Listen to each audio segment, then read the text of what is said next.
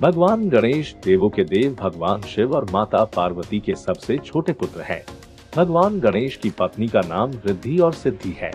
ये भगवान विश्वकर्मा की पुत्रियां हैं। गणेश को जन्म न देते हुए माता पार्वती ने उनके शरीर की रचना की। उस समय उनका मुख सामान्य था। माता पार्वती के स्नानागार में गणेश की रचना के बाद माता ने उनको घर की पहरेदारी करने का आदेश दिया।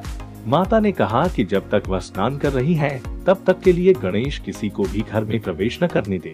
तभी द्वार पर भगवान शंकर आए और बोले, पुत्र ये मेरा घर है, मुझे प्रवेश करने दो। गणेश के रोकने पर प्रभु ने गणेश का सर धड़ से अलग कर दिया। गणेश को भूमि में निर्जीव पड़ा देख माता पार्वती व्याकुल हो उठी। तब शिव को उनकी त्रुटि का बोध हुआ और उन्होंने गणेश के धड़ पर गज का सर लगा दिया। उनको प्रथम पूज्य का वरदान मिला, इसीलिए सर्वप्रथम गणेश की पूजा होती है। गणेश जी को सिंदूर और दूध चढ़ाने से विशेष फल मिलता है। इसके अतिरिक्त उन्हें गुड़ के मोदक और बूंदी के लड्डू, शामी वृक्ष के पत्ते तथा सुपारी भी प्रिय है। गणेश जी को लाल धोती तथा हरा वस्त्र चढ़ाने का भी विधान है। गणपति की शारीरिक संरचना में एक विशिष्ट और गहरा अर्थ निहित है। शिवमानस पूजा में श्री गणेश को प्रणव अर्थात ओम कहा गया है। इस एकाक्षर ब्रह्म में ऊपर वाला भाग गणेश का मस्तक, नीचे का भाग उदर, चंद्रबिंदु, लड्डू और मात्रा सूंड है। इसके अतिरिक्त चारों दिशाओं में सर्वव्यापकता की प्रतीक उनकी 4 भुजाएं हैं। वे लंबोदर हैं क्योंकि समस्त चराचर सृष्टि उनके उदर में विचरती है।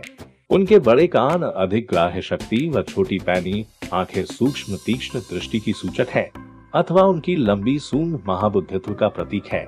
पुराणों के अनुसार गणेश जी का विवाह भी हुआ था। इनकी 2 पत्नियां हैं जो भगवान विश्वकर्मा की पुत्रियां हैं, जिनका नाम रिद्धि और सिद्धि है। इनसे गणेश जी को 2 पुत्र हुए जिनका नाम शुभ और लाभ है। यही कारण है कि शुभ और लाभ ये 2 शब्द आपको अक्सर उनकी मूर्ति के साथ दिखाई देते हैं तथा ये सभी जन्म और मृत्यु में आते हैं। गणेश जी की पूजा करने से केवल सिद्धियां प्राप्त होती है, लेकिन इनकी भक्ति से पूर्ण मोक्ष संभव नहीं है। गणेश जी के इन 2 पुत्रों के अलावा एक पुत्री भी है जो संतोषी माता के नाम से विख्यात है। ज्योतिष शास्त्र के अनुसार गणेश जी को केतु के रूप में जाना जाता है। केतु एक छाया ग्रह है जो राहु नामक छाया ग्रह से हमेशा विरोध में रहता है। बिना विरोध के ज्ञान नहीं आता है और बिना ज्ञान के मुक्ति नहीं है।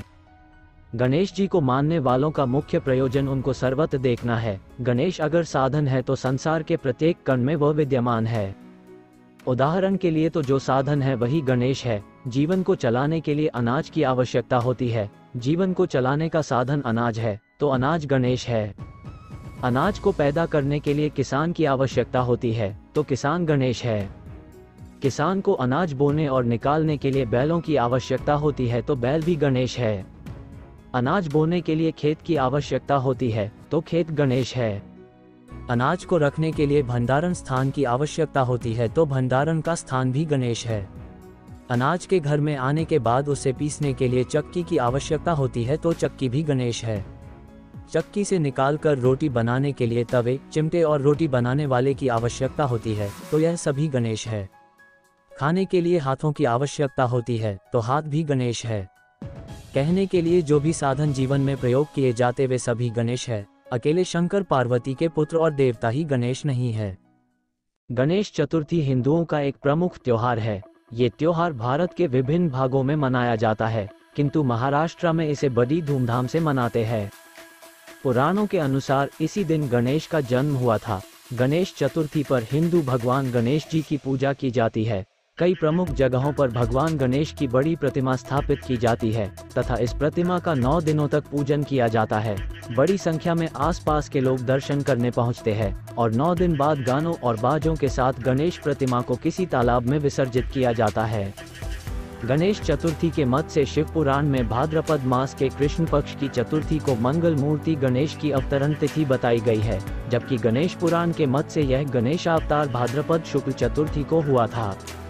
ऐसा माना जाता है कि भाद्रपद कृष्ण चतुर्थी से प्रारंभ करके प्रत्येक मास के कृष्ण पक्ष की चंद्रोदय व्यापिनी चतुर्थी के दिन व्रत करने पर विघ्नेश्वर गणेश प्रसन्न होकर समस्त विघ्न और संकट दूर कर देते हैं। इसमें प्रत्येक शुक्ल पक्ष चतुर्थी को चंद्र दर्शन के पश्चात व्रती को आहार लेने का निर्देश है, किंतु भाद्रपद शुक्ल पक्ष की चतुर्थी को रात्रि में चंद्र दर्शन निषिद्ध किया गया है। ऐसा माना जाता है कि जो व्यक्ति इस रात्रि को चंद्रमा को देखते हैं उन्हें झूठा कलंक प्राप्त होता है।